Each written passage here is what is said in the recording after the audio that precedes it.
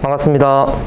네, 저는 부산연구원의 장하용 연구위원이라고 합니다. 이렇게 귀한 자리 마련해 주신 박한일 이사장님 감사드립니다. 오늘 특별히 이곳에 왔을 때 부산의 발전을 위한 해운항만의 미래상이라는 발표 주제를 받고 과연 부산이 지금 어떻게 이 해운항만 쪽이 나아왔고 또 나아가야 하는지에 대해서 그 내용들 가지고 한번 진행해 보도록 하겠습니다.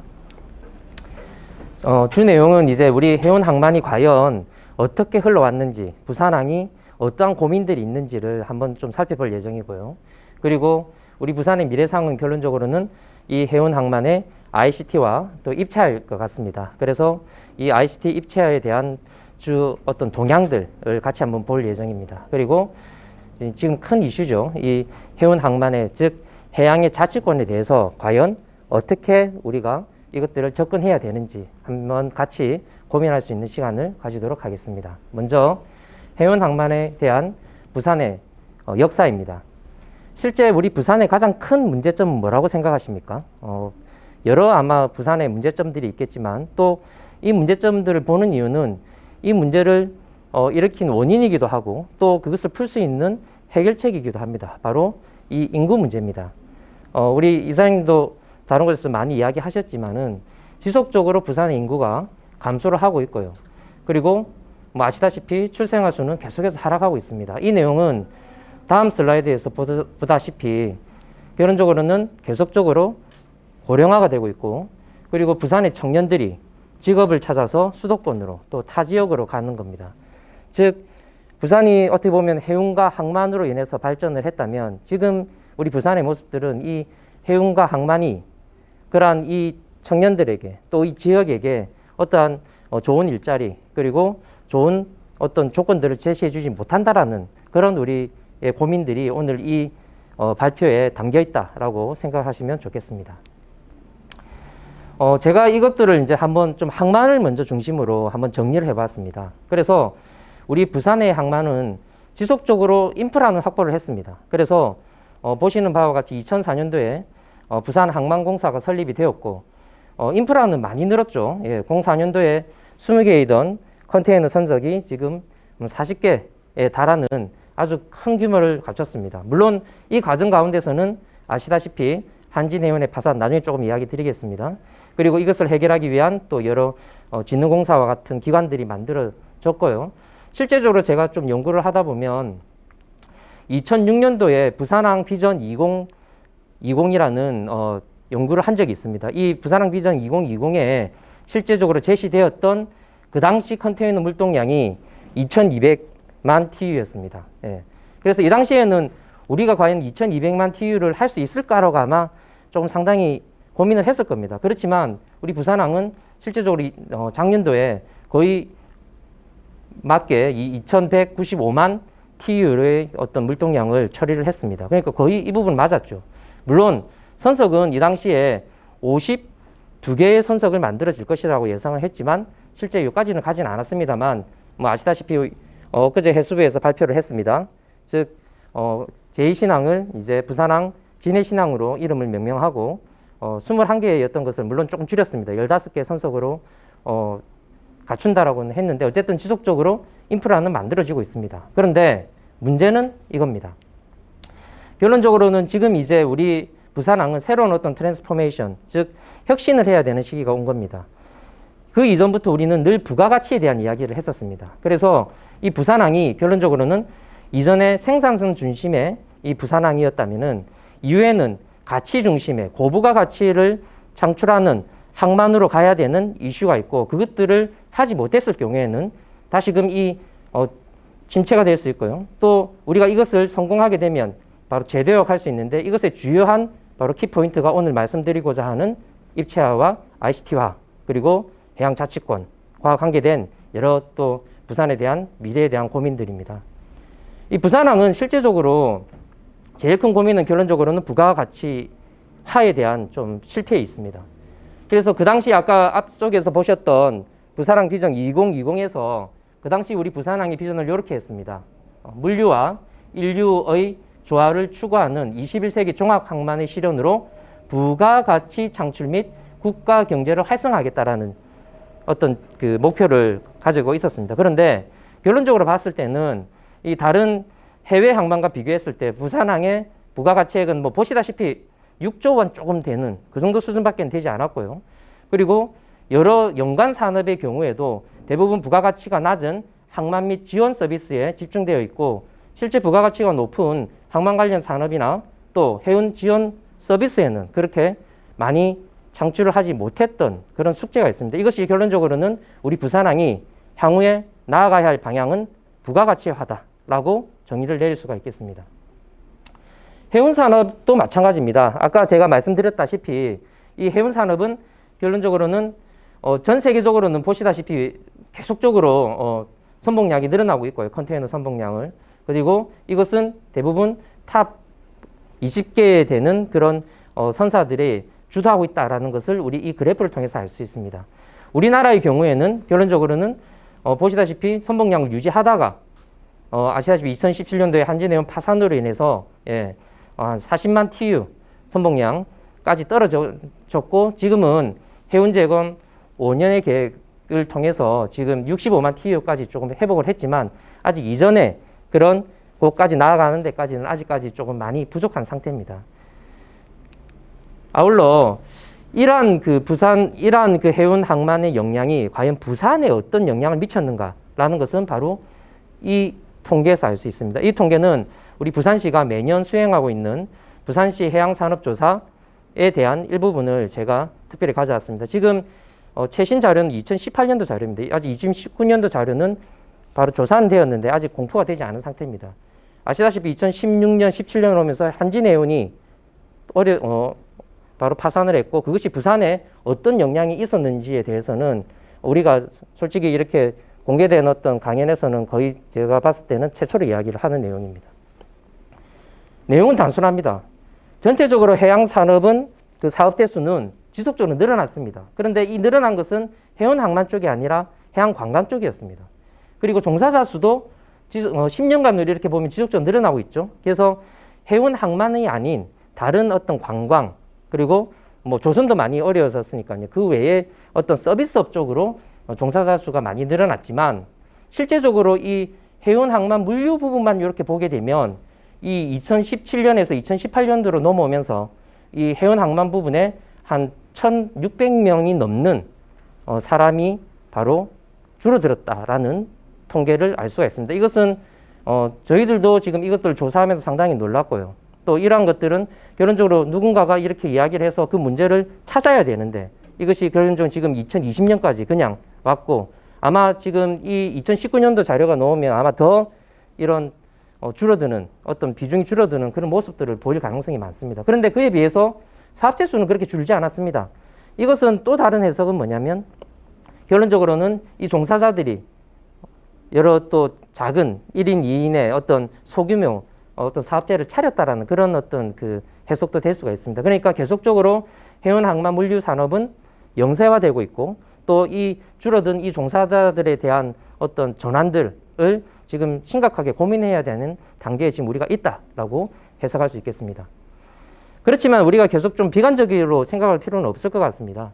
바로 2030 해양경제 예측에 대한 OECD가 지금 해양경제가 과연 얼마만큼 커질까라는 이제 그런 예측을 했는데요. 2010년도에 비해서 2030년도는 거의 2배가 되는 규모로 해양산업이 커질 거다. 단 오늘 또 앞서 소개해 주신 박한일 이사장님이 늘 또 이야기하셨던 것처럼 이것이 단순히 어떤 항만 그리고 운송의 부분의 확장이 아니라 그 외에 많은 해양과 관계된 산업들이 지속적으로 성장하는 그런 어떤 기회들을 우리는 맞게 될 것입니다. 그래서 기존 우리가 잘하고 있던 해운 항만을 비롯해서 그 외에 해양의 다양한 부분에 대한 우리 고민들을 우리는 해야 되고요.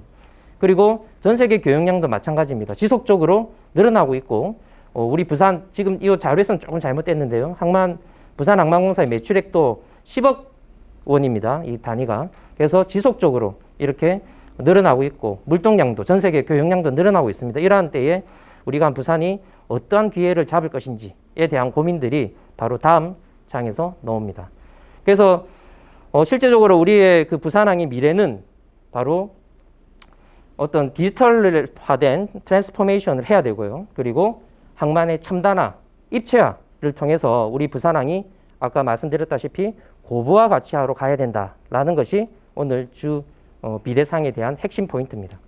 올해 10월 달에 이제 세계해양 포럼이 있었고요. 이 세계해양 포럼의 주 핵심 포인트라고 한다면은 저는 오션 트랜스포메이션이라고 이야기를 할 수 있겠습니다. 이 트랜스포메이션은 단순히 해양이 변화되는 것에서 그치지 않고 우리들의 체질 그리고 우리들의 방향 자체가 혁신이 일어나는 것을 오션 트랜스포메이션이라고 정의를 할 수 있겠습니다. 그래서 이번 그 2020년 세계해양 포럼에서는요, 친환경 그리고 오늘 또 나눌 주제인 스마트 그리고 융복합과 협력이라는 어떤 주제가 이전부터 있었지만은 이러한 주제들을 어떻게 하면 완전히 어떤 해양에 맞게 혁신이 일어날 것인가에 대한 주제들이 많이 다뤄졌으니까요. 지금 또 이 동영상뿐만 아니라 나중에 또 이 세계해양 포럼에 가시면은 여러분들이 좀 볼 수가 있습니다. 그래서 우리가 미래로 한 발 더 나가야 된다라는 그런 주제로 이번에 다루었는데요.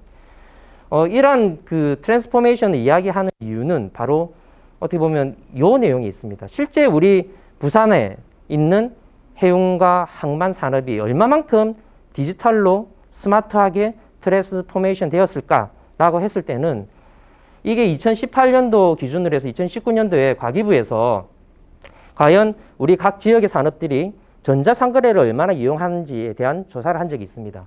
그때 평균이 28.9%였는데, 죄송합니다.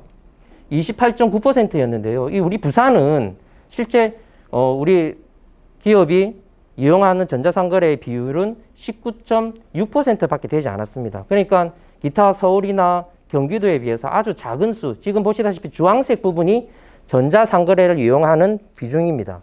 물론 전체 조사를 한 건 아니고요. 표본 조사를 한 거지만 이것에서 우리 부산의 또 주요한 산업인 해운, 항만, 물류 산업이 과연 이러한 디지털화된 시대에, 언택트 시대에 이런 전자에 대한 부분들, 디지털화된 산업들을 얼마만큼 준비하고 있을까 했을 때는 아주 부족하다라는 내용입니다. 실제 우리 부산은 과연 어느 단계에 있을까? 또 우리 한국의 해운의 항만의 산업은 어느 정도 수준에 있을까 했을 때요. 이 디지털 전환은 크게 세 가지 단계로 구분이 됩니다.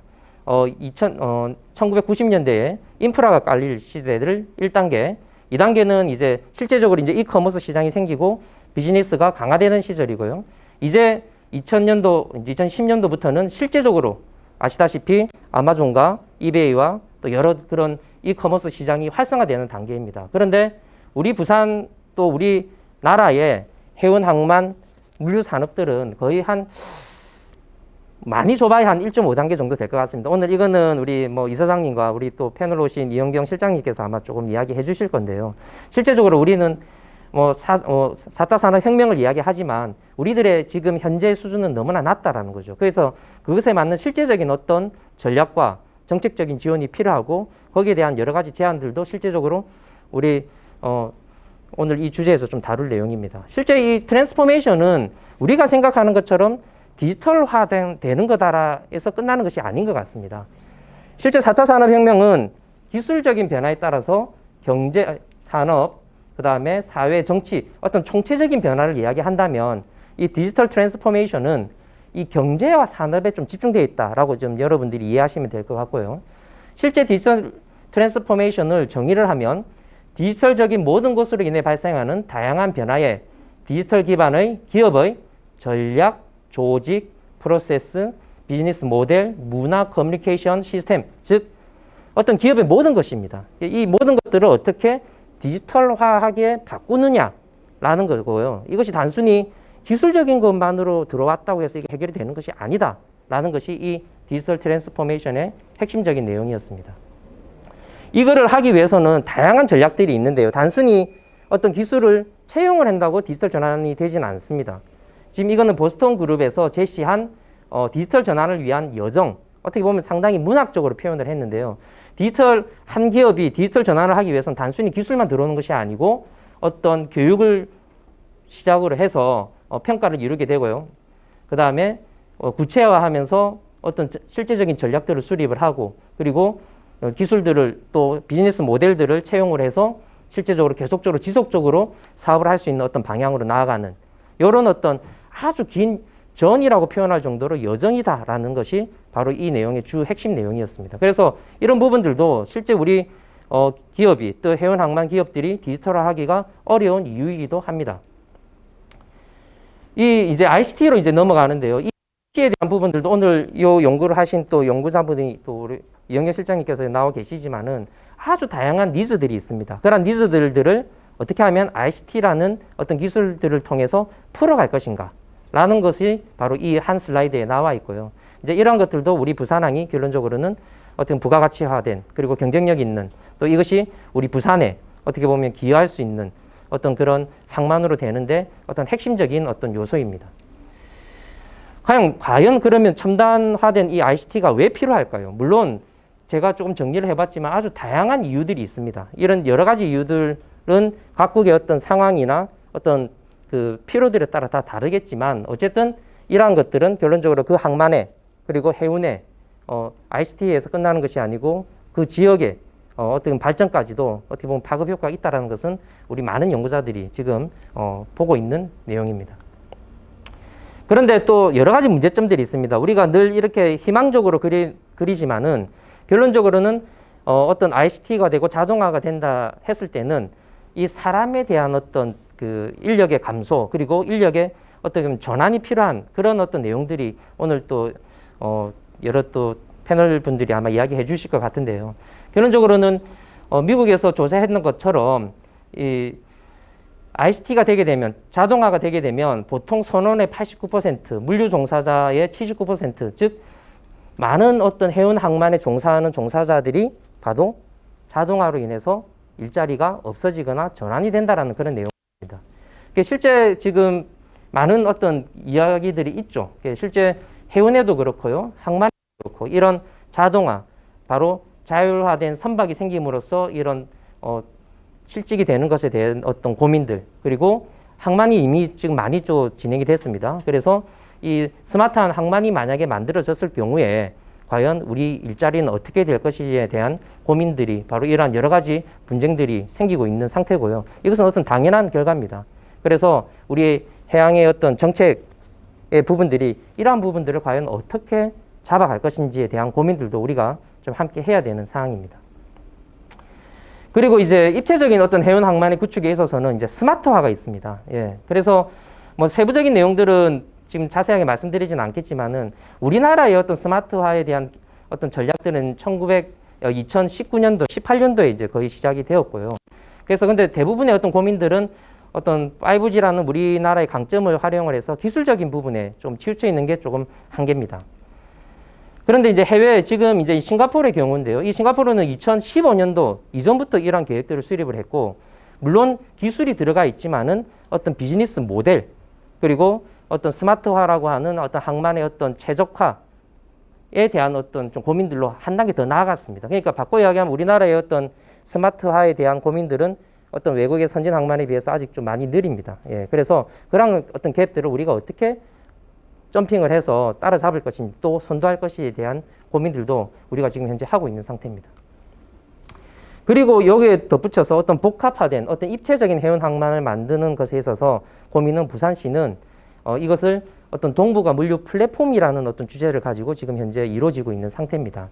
그래서 지금 이 내용은 주로 항만, 철도, 이제 여러분들 지역의 큰 이슈죠. 바로 관문 공항이 됨으로써 이런 복합 물류를 활용을 해서 어느 지역이냐면 여러분들 잘 아시다시피 그린벨트가 풀어진 우리 부산의 어떤 새로운 어떤 기회인 국제사회 물류도시라고 하는 이 강서 지역의 물류 플랫폼이라는 어떤 컨텐츠를 입혀서 부산의 어떤 입체적인 어떤 공간을 만들어내자는 내용입니다. 이것은 향후의 관문공항 그리고 우리 부산의 또 자랑인 이런 그 여러 가지 그런 그 항만의 시설들을 어떻게 활용을 해서 그 공간들이 가장 부가가치 있는 공간으로 만들기 위한 배후 공간으로 이 국제사회 물류도시에 저희 부산시는 집중을 하고 있고, 거기서 대한 컨텐츠를 뭐로 잡고 있냐면 바로 동북아 물류 플랫폼입니다. 이것을 통해서 좀 더 복합화된 그런 입체적인 어떤 항만의 기능들을 수행하도록 고민을 하고 있는 상태고요. 이것이 그래서 유엔은 단순히 우리 부산이 한적 항만에서 끝나는 것이 아니고 세계 2위의 어떤 물류 플랫폼까지 조금 기대를 하고 있습니다. 이를 통해서 우리 동북아의 여러 이제 데이터들이 쌓일 건데요. 그 데이터들의 어떤 중심지가 되는 것까지도 우리 부산은 고민하고 있고 또 그것을 통해서 입체적인 항만을 만들려고 하는 고민들이 있습니다. 그리고 마지막으로 좀 시간이 지났지만 조금만 더 설명을 해보겠습니다. 이 자치권이 중요합니다. 이 자치권이 여러분들 아마 조금 생소하실 부분들도 있겠지만 쉽습니다. 내용은 뭐냐면 대부분의 해운 항만의 어떤 사무들이 국가 사무로 지금 묶여 있습니다. 그래서 이러한 국가 사무로 묶여 있는 것에서 벗어나서 국가가 지금 국가의 주요 이 그 사무를 보면 전체적으로 국가 전체적으로 어떤 다루어야 되거나 보안에 관계된 내용이 국가 사무로 묶여 있는 반면에 이 지방 사무는 지역에 그 지역의 어떤 시민들 주민들이 어떤 맞춤형 어떤 정책을 수립하는 데 있어서 바로 대부분은 지방 사무로 묶여 있습니다. 그런데 실제적으로 이 해양에 있어서는 이 국가 사무보다 지방 사무가 상당히 많이 있습니다. 이유는 그 지역마다 어떤 관심이 다르고요. 또 어떤 그 규모가 다릅니다. 아시다시피 우리 부산은 해양수도 부산을 추구하는 이 부산은 상당히 많은 95% 이상의 어떤 산업들이 이 전국에 비해서요. 아주 많은 높은 비중의 산업들이 경남과 비교해서 있습니다. 즉 경남의 연구에 따르면 한 95%의 산업이 불경 이렇게 따졌을 때요. 이 부산에 모여 있다라는 어떤 연구도 있었습니다. 그러니까 이런 어떤 지역에 특화된 어떤 사무를 할 수 있는 것이 바로 해양 자치권입니다. 그런데 아시다시피 대부분의 사무들은 지금 국가가 지금 이렇게 가지고 있고요. 또 이 국가가 같이 이렇게 수행함으로 말미암아서 중복되는 업무들이 생기기 시작했습니다. 즉 비효율적인 어떤 부분들이 많이 생기고 있다는 거죠. 그러니까 이런 것들도 걷어내고 그리고 실제 그 지역에 최적화된 어떤 그 정부 사무, 국가 사무를 비롯한 지방의 어떤 해양의 자치권의 서비스를 하기 위해서는 해양 자치권을 이 부산이 가지고 가야 되고 그것이 또 중요한 내용이 바로 해운과 항만에 있습니다. 특별히 사례를 들면 우리 해운 항만 산업은 거의 자생적인 산업이었습니다. 그래서 이 산업이 자생적이다 보니까 지금의 문제는 뭐냐면 그것을 도와주기 위한 진흥하기 위한 법이 없었다라는 거죠. 근데 지금 이제 와서는 우리 이 산업이 이제 이 노후화된 산업을 고도화시키기 위한 법을 마련하려고 보니까 지금 현재 국가 사무로 잡혀 있으니까 지역에서 할 수 있는 것이 없는 겁니다. 그래서 우리 부산에서는 더더욱이나 이러한 것들 또 이러한 산업들을 키우기 위해서 이 국가 사무로 있는 해양 항만의 많은 어떤 사무들을 바로 지자체로 가지고 와야 된다라고 지금 현재 발표를 하고 있는 상태고요. 그리고 또 큰 이슈죠. 바로 부산항만공사입니다. 많은 해외의 어떤 선진 어떤 항만들은 다 지자체에서 이 항만공사의 어떤 주도권을 쥐고 운영이 되고 있는 것도 사실입니다. 그래서 이러한 것들을 지금 고민이 어디에 지금 놓여 있냐면 이전에 경남과 부산이 합의를 했습니다. 바로 부산 경남 항만공사법을 추진하자라는 이러한 내용들이 지금 현재 진행되고 있고 이 부산 경남 항만공사 특별법의 또 주 내용은 결론적으로는 이 항만의 어떤 경쟁력, 자율성을 이 부산항만공사가 가지고 그리고 이 지역에 있는 부산과 경남이 함께 협력해서 이 항만에 어떻게 우리가 그 맞춤형 정책을 제공할 것인지에 대한 고민들이 녹혀져 있고요. 지금 현재 이 부분들은 연구를 하고 있는데 아마 내년쯤 되면 좀 가시화된 내용들을 여러분들에게 설명해 드릴 수 있을 것 같습니다. 예, 결론입니다. 우리 부산이 과연 어떻게 변화되어야 되고 어떻게 나아가야 할 것인지를 지금 아주 많은 슬라이드를 통해서 봤지만은 결론적으로 좀 정리를 해보면 우리 부산이 결론적으로 부산의 해운의 항만이 바로 디지털 트랜스포메이션이라는 어떤 주제를 가지고 디지털화되어야 된다라는 어떤 주제를 도출할 수 있었고요. 그리고 이를 위해서 더더욱이나 어떤 첨단 ICT, 입체적이라고 하는 스마트화 그리고 우리 부산이 지금 고민하고 있는 여러 문제들을 풀어줄 수 있는 바로 동북아 물류 플랫폼을 통해서 우리 부산의 항만이 더욱더 고부가 가치화된 그런 항만으로 나아갈 수 있는 어떤 미래상을 제시해 보았습니다. 그리고 한 단계 더 나아가서 우리 부산에 맞는 부산에 최적화된 어떤 정책을 펴기 위한 해양 자치권이 필요하다라는 내용이 결론적으로는 우리 부산이 해운 항만이 나아가야 할 미래상이고 이를 통해서 결론적으로는 부산이 여러 이런 기회들 전체적으로 우리 부산은 어떤 평화시대 그리고 신북방 신남방의 어떤 경제의 어떤 가교 역할을 할 수 있고요. 그리고 동북아 에너지 어떤 산업의 허브가 될 수 있고 또 어떤 북극 항로와 또 아까 말씀드렸던 이 동북아의 어떤 물류 허브의 기능을 할 수 있는 그런 기회들이 있습니다. 이런 기회들을 살려서 우리 부산이 새롭게 도약할 수 있는 그런 기회들이 왔을 때에 우리가 한번 이것들을 잡을 수 있는 그 기회는 결론적으로는 우리 부산이 아까 앞서 살펴보셨던 것처럼 이러한 것들을 갖추고 있어야지, 준비되어 있어야지 될 것 같습니다. 이를 통해서 저희들이 또 주장하는 바는 오늘 또 여기 와서 이사장님 늘 많은 저희들에게 영감을 주시는데 바로 우리 부산이 나아갈 방향은 해양 수도입니다. 근데 그 해양 수도가 단순히 이제 해양 수도가 아니고요. 이제 이러한 앞서 보셨던 미래의 어떤 부산의 발전상을 한마디로 저는 정의한다면 스마트인 것 같습니다. 그래서 저는 이 향후에 우리 이사장님을 비롯해서 우리 여러 또 회원님들이 같이 이렇게 또 고민해야 될 내용은 우리 부산이 이 글로벌 스마트 해양 수도로 나아가는데 과연 어떻게 해야 될 건지에 대한 고민들을 좀 같이 해줬으면 좋겠고요. 이제 저희들도 여러 의견들 주시면 같이 고민하면서 이러한 답들을 찾아보도록 하겠습니다. 이것으로 발표를 마치겠습니다. 감사합니다.